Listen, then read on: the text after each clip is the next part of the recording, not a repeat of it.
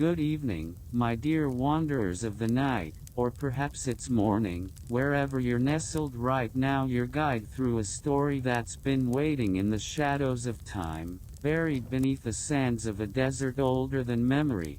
If you're here, I'm guessing you're ready to escape, maybe from the hum of your day, the glow of your phone, or just the weight of the world.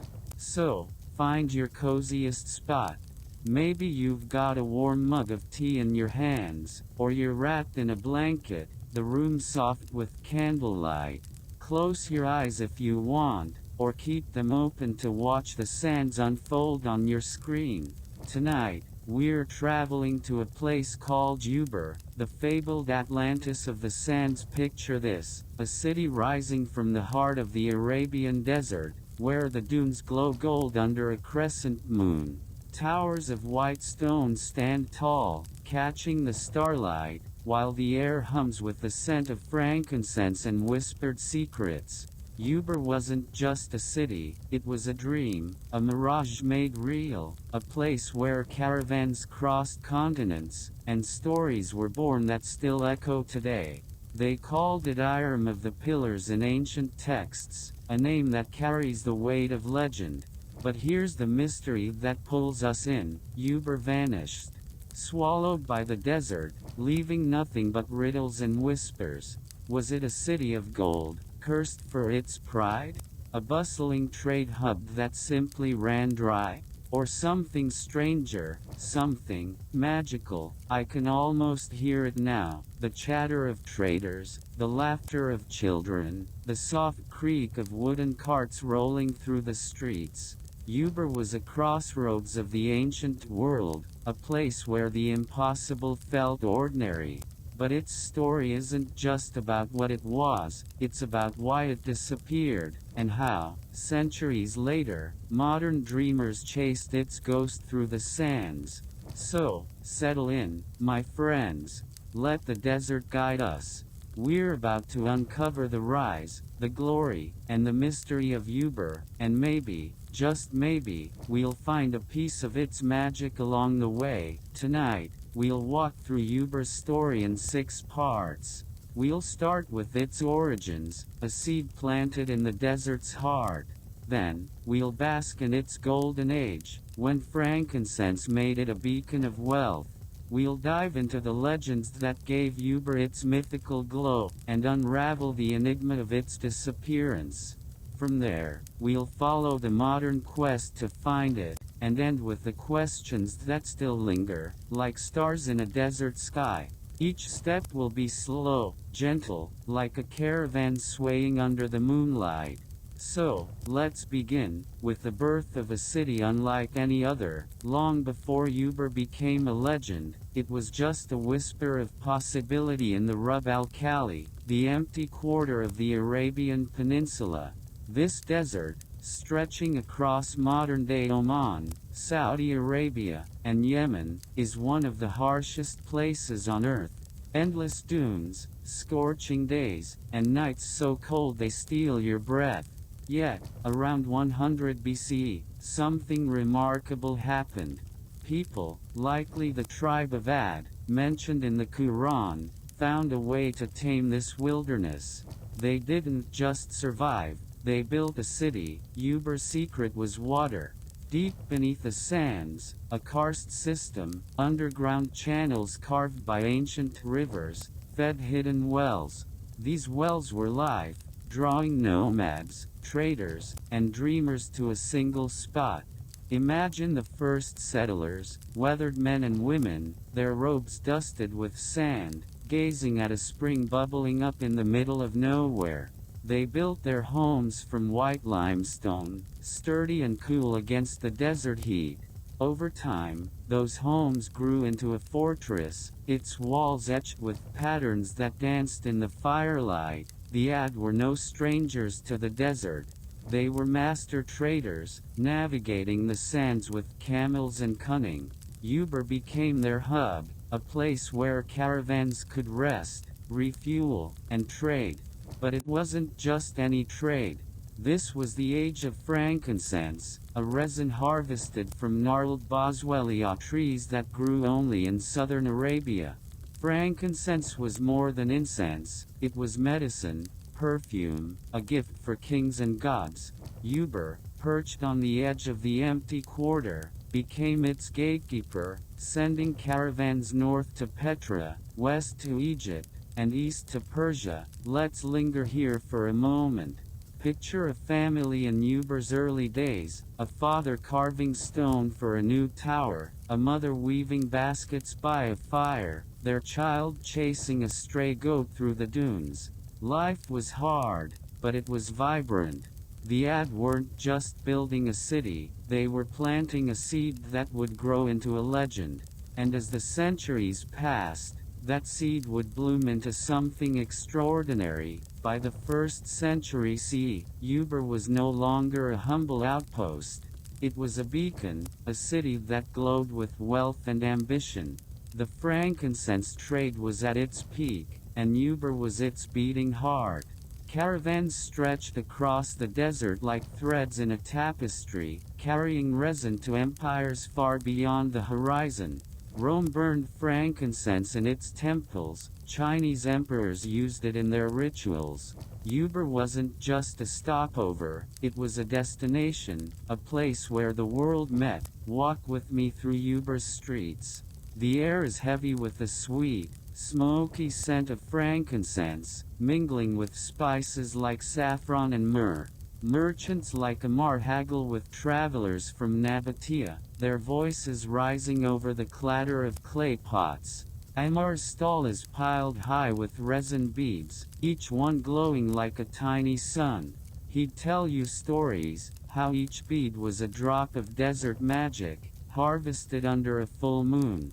Traders were storytellers, too, you know. Then there's Zainab, the weaver, her fingers dancing over a loom as she crafts tapestries that seem alive. Her designs, swirling patterns of stars and dunes, were said to hold secrets, maybe even prophecies. And little Khalid? He's still out there, dodging camels and sneaking dates from stalls, dreaming of the treasure that would make him Ubar's hero. Ubar's towers, or pillars, were its pride. Some say they were man-made, built to flaunt the city's wealth, their surfaces carved with intricate designs. Others believe they were natural rock formations, shaped by time and wind, standing like sentinels. Pillars gave Ubar its name in the Quran, Irem of the Pillars, a city so grand it seemed to defy the desert itself. As Ubar grew, so did its stories. In the desert, stories are as vital as water, they keep hope alive, they bind people together. Ubar wasn't just a city, it was a canvas for legends. The Quran speaks of Irem, a city built by the Ad, a people blessed with wealth but cursed by pride. They say the Ad defied their creator, building towers to rival the heavens. When divine wrath came, Irem was swallowed by the earth, a warning to those who forget humility. Bedouin tales painted Ubar as a city of wonders. They spoke of a treasure, a chest of pearls that glowed like stars, hidden in a cave guarded by jinn.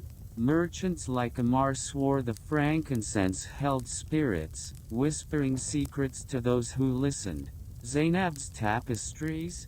Some said they showed the future, warning of a day when the sands would reclaim the city. And little Khalid? He was convinced the treasure was real, sneaking into old ruins to find it, only to be chased out by grumpy elders. These stories weren't just bedtime tales. They shaped Ubar's identity, giving it a glow that lingered long after it was gone. Even today, Bedouin in the empty quarter whisper of Ubar's ghost, a city that appears to the pure-hearted under a full moon. But legends alone couldn't save Ubar from its fate. One day, Ubar fell silent. The marketplace emptied, the wells ran dry, and the towers stood alone against the dunes. What happened? The Quran suggests a divine punishment, a cataclysm that buried Irem for its arrogance. But the desert keeps its secrets close, and Ubar's fall might have been less about gods and more about the earth itself. Archaeologists believe Ubar depended on its underground water system. Around 300 CE, that system failed. Maybe an earthquake shook the karst formations, or erosion wore them down. The ground sank, swallowing wells and parts of the city. Without water, Ubar couldn't survive. Amar's frankincense lost its scent, Zainab's tapestries dulled, and Khalid's dreams of treasure faded as his family packed their belongings and left the desert. Doesn't forget. Ubar's people scattered, taking their stories with them. For centuries, the city was just a name, a ghost in the sands. But its legend refused to die, calling to those brave, or foolish, enough to seek it. Fast forward to the 20th century. Ubar was a myth, a story scholars dismissed as folklore. But one man refused to let it go. Nicholas Clapp, an American filmmaker, wasn't an archaeologist. He was a dreamer with a passion for lost worlds. Picture him, sunburned and stubborn, poring over ancient maps in a cluttered office, convinced Ubar was out there. In the 1980s, Clapp teamed up with archaeologists, NASA scientists, and Bedouin guides. Using satellite imagery, they spotted ancient caravan tracks buried under the sand, paths leading to a site in Oman called Shisar. In 1992, they dug and found something extraordinary, a sunken fortress, surrounded by 8 towers, with traces of a collapsed water system. Pottery, frankincense burners, and trade goods matched Ubar's era. But was it Ubar? The site was smaller than the Golden City of legend, sparking debates. Some said it was just a trading post, not the fabled Iram. Others argued it was the real deal, proof that Ubar existed. Clapp believed he'd found it, and the world listened. The discovery wasn't just about stones and sand, it was about bringing a legend back to life. So, did we find Ubar? The site at Shisar gave us clues, a fortress, a water system, a piece of history. But the desert keeps some secrets forever.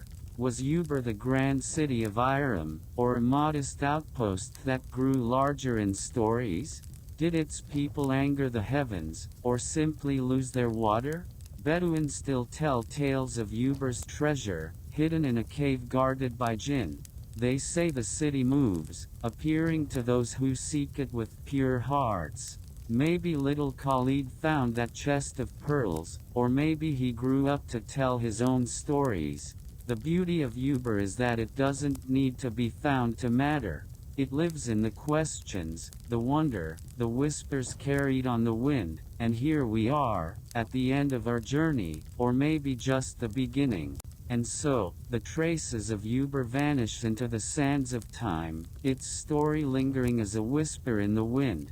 But perhaps, there are still secrets waiting to be uncovered.